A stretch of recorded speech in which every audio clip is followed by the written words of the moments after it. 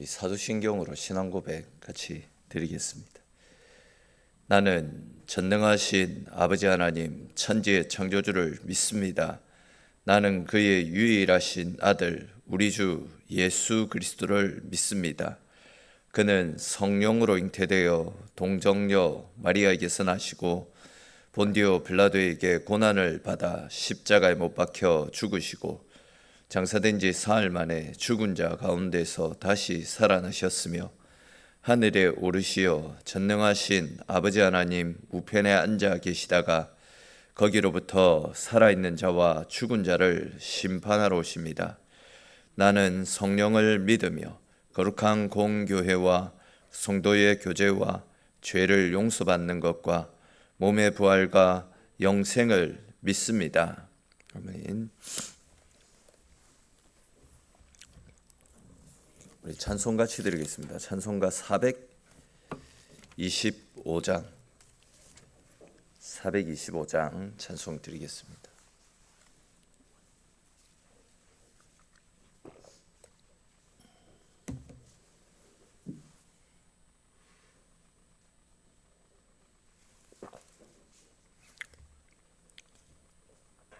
(425장입니다) 주님의 뜻을 이루소서.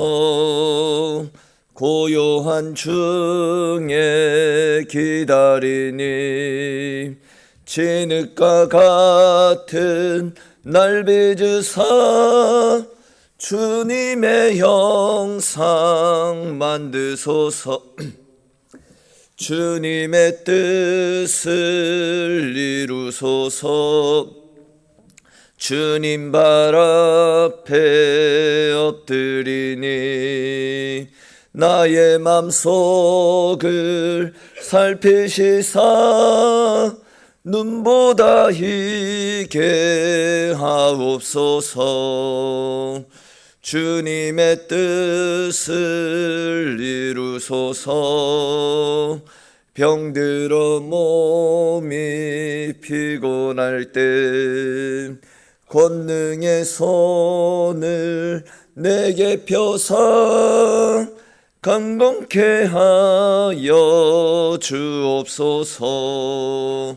주님의 뜻을 이루소서.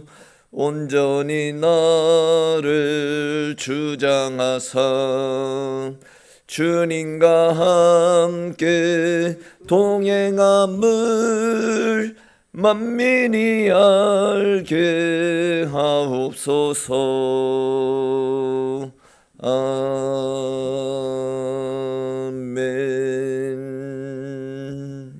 아멘.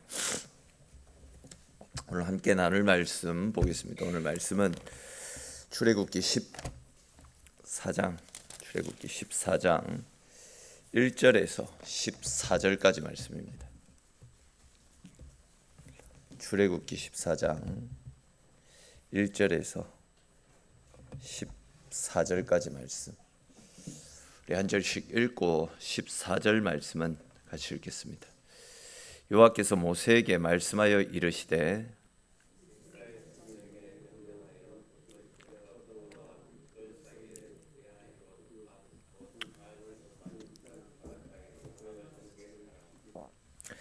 바로가 이스라엘 자손에 대하여 말하기를 그들이 그 땅에서 멀리 떠나 광야에 갇힌 바 되었다 하리라.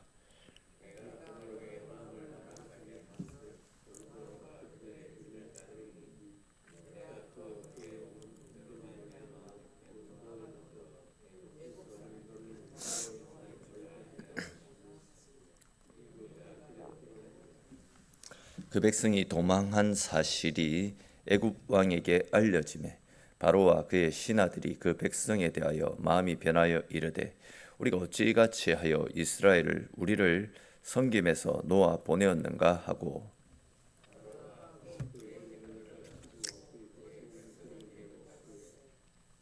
선발된 병거 600대와 애굽의 모든 병거를 동원하니 지휘관들이 다 거느렸더라.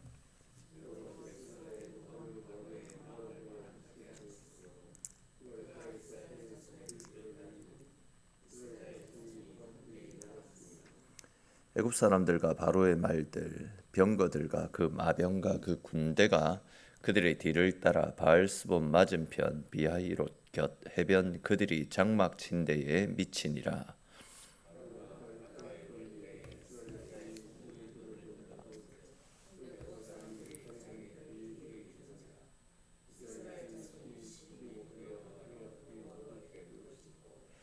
그들이 또 모세에게 이르되 애굽에 매장지가 없어서 당신이 우리를 이끌어내어 이 광야에서 죽게 하느냐? 어찌하여 당신이 우리를 애굽에서 이끌어내어 우리에게 이같이 하느냐?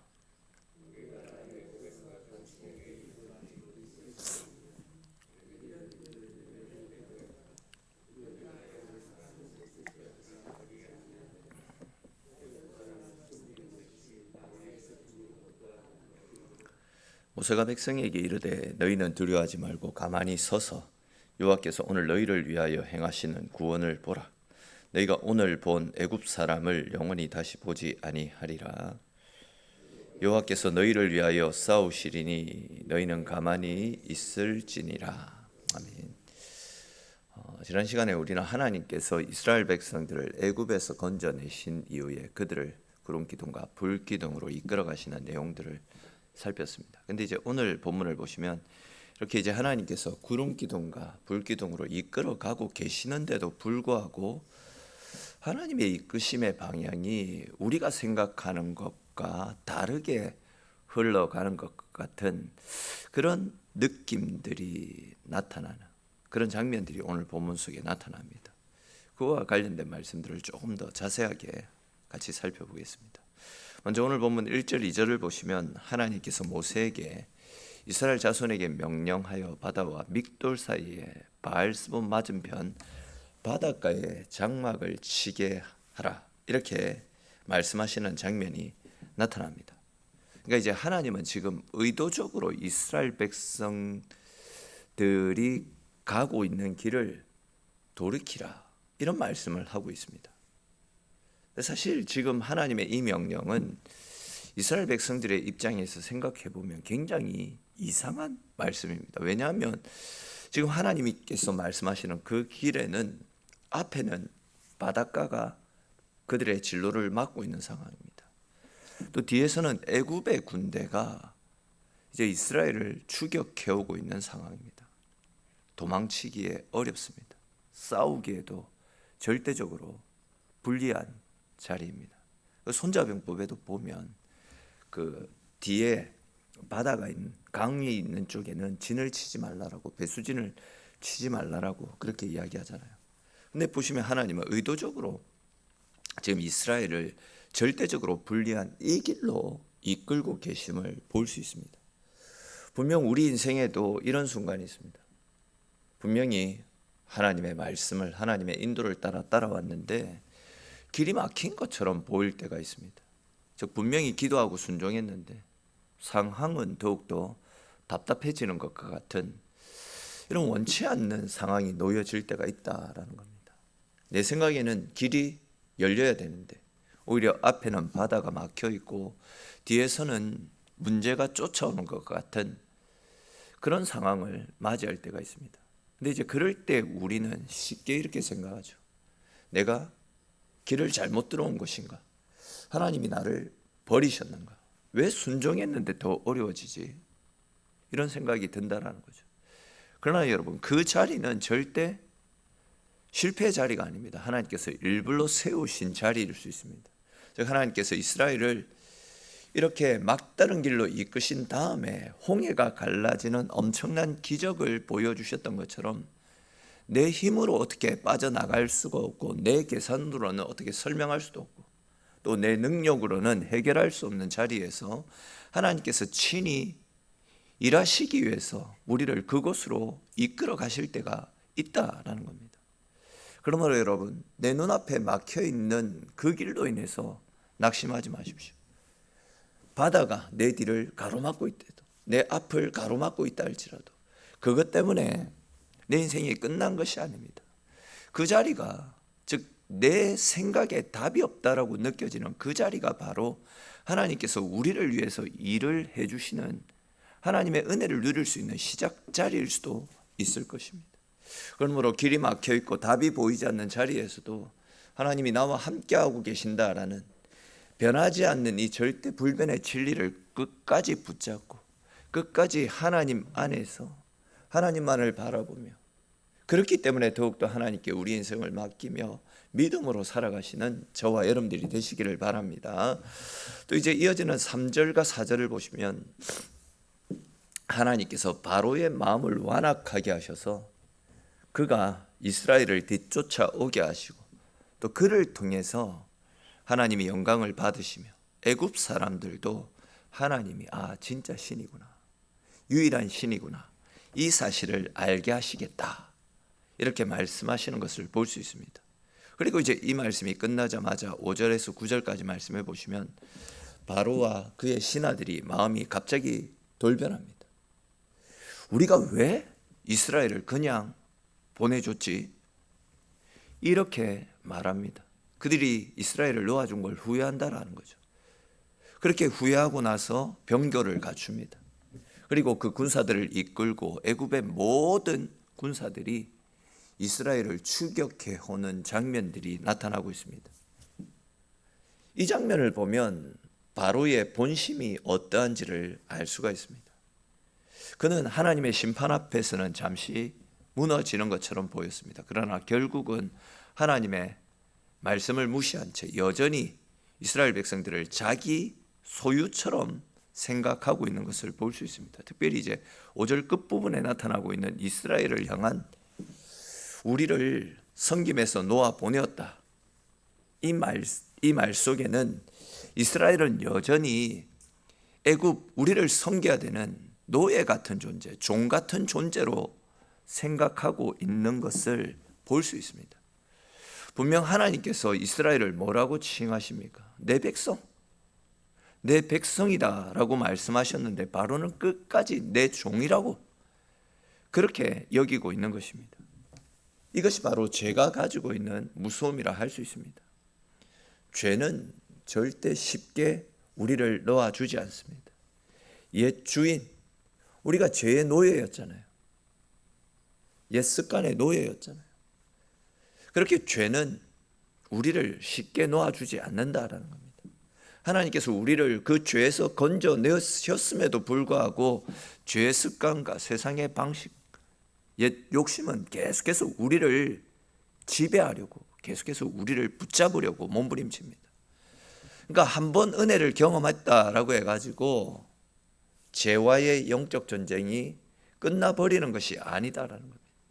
오히려 구원받은 백성들은 이제부터 옛 주인의 맹렬한 추격을 받으며 살아갈 수 있습니다.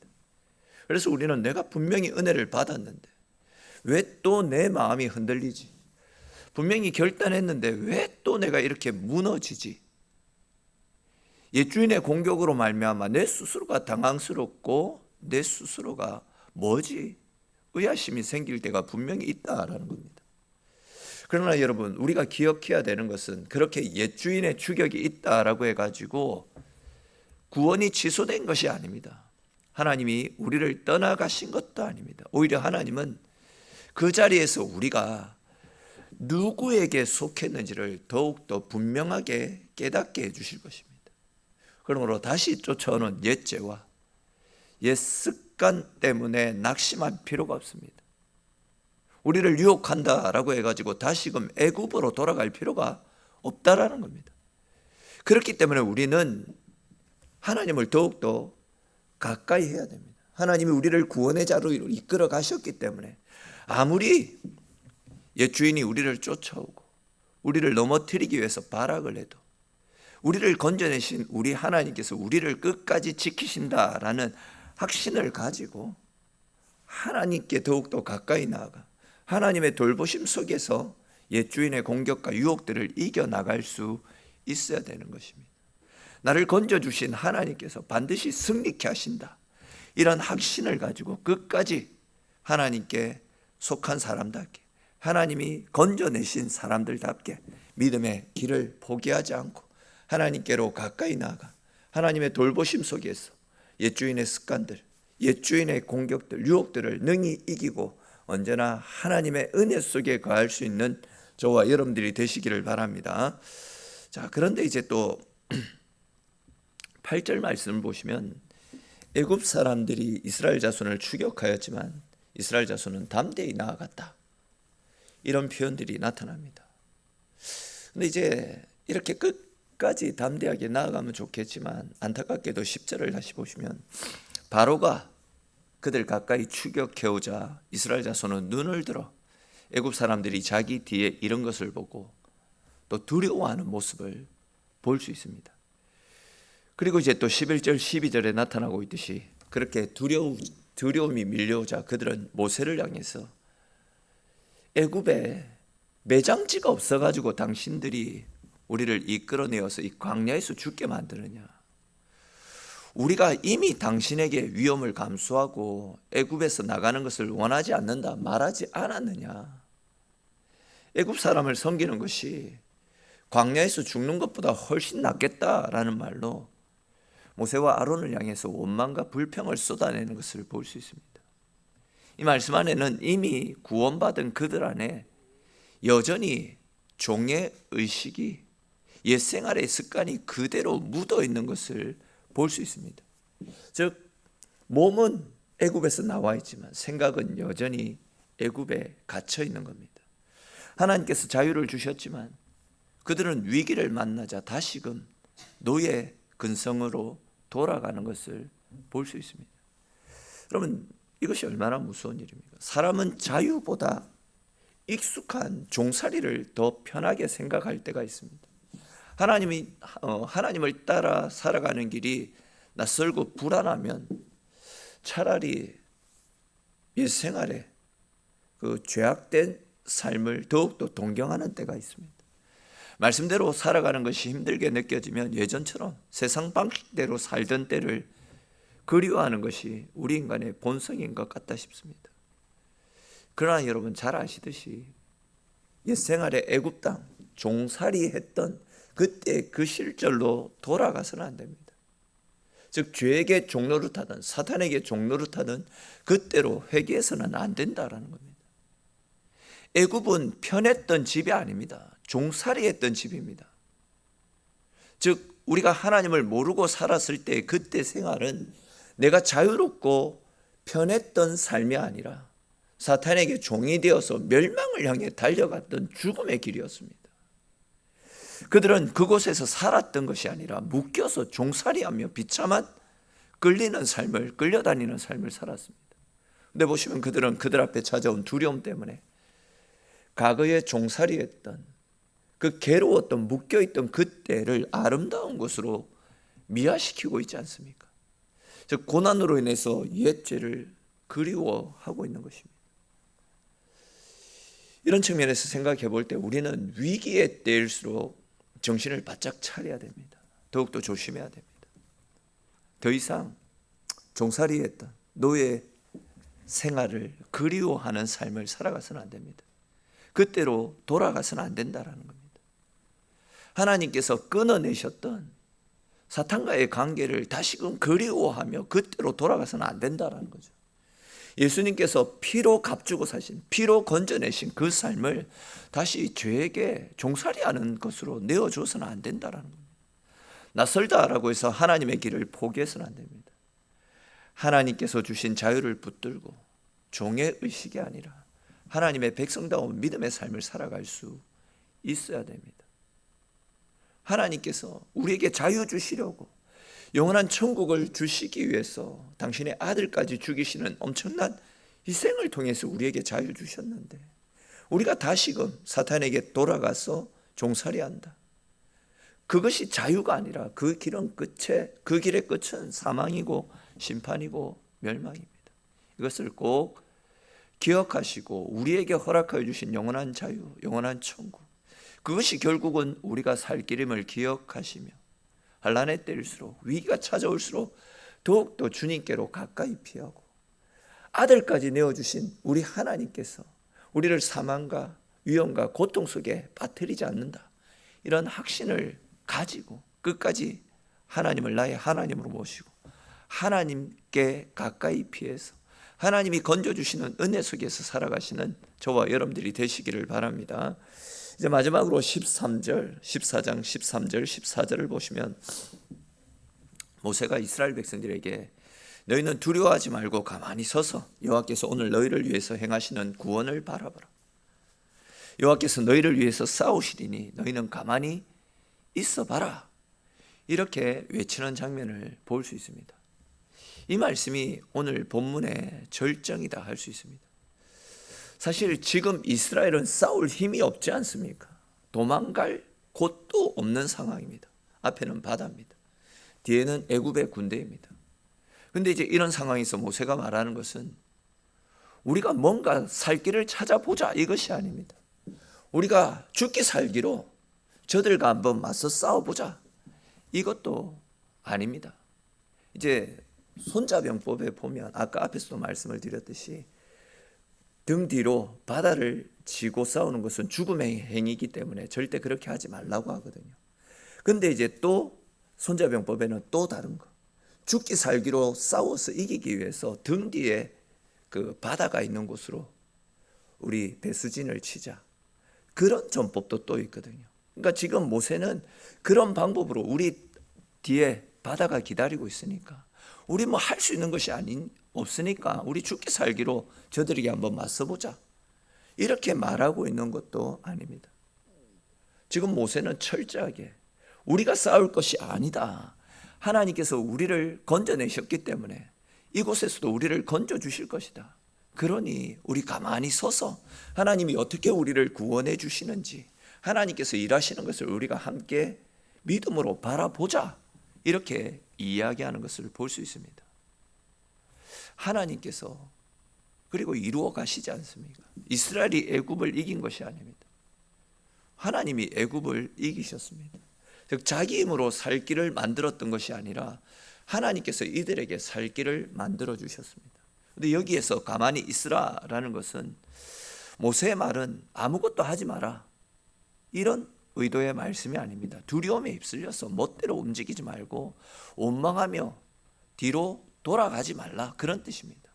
하나님께서 앞서서 당신의 방식대로 해결해 주실 것이니까 너희들이 뭔가 하겠다라고 몸부림치지 마라, 이런 말씀입니다. 사실 우리는 위기가 찾아오면 가만히 있지 못합니다. 불안해서 이리저리 막 움직입니다.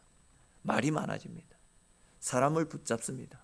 이리저리 내가 살 길을, 계산기를 두들기면서 계산을 해나갑니다.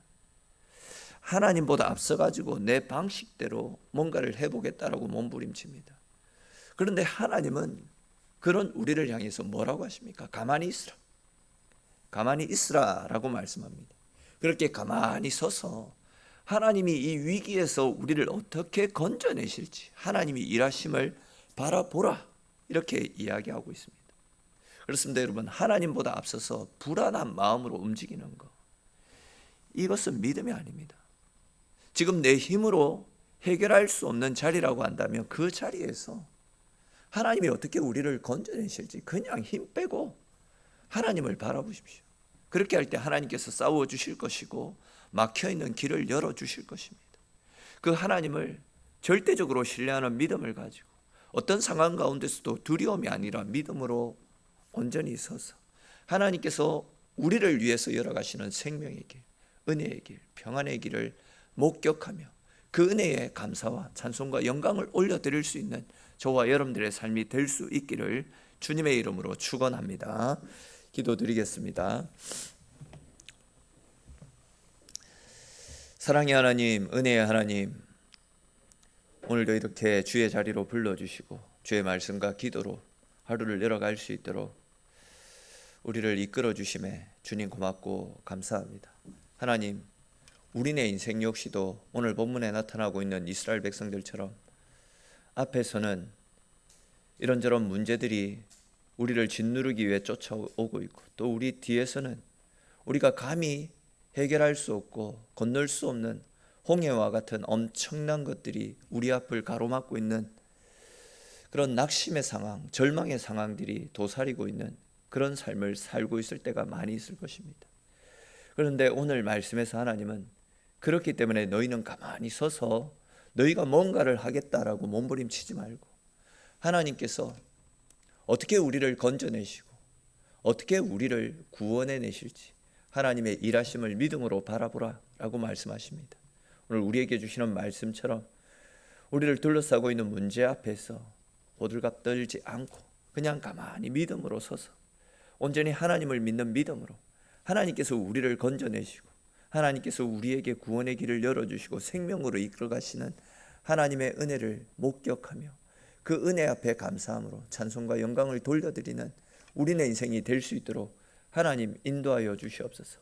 오늘도 그런 믿음을 가지고 우리의 문제들을 가지고 주님 앞에 나와싸우니 우리가 기도하며 하나님 찾을 때에 우리의 문제들을 해결하여 주시고 우리 가운데 하늘 평안을 허락하시는 하나님의 큰 은혜와 사랑을 경험하고 돌아가는 복된 시간 되어지도록 하나님 이끄시고 함께 하시기를 소망하옵고 모든 말씀 살아계신 우리 주 예수님의 이름으로 기도드립니다. 아멘.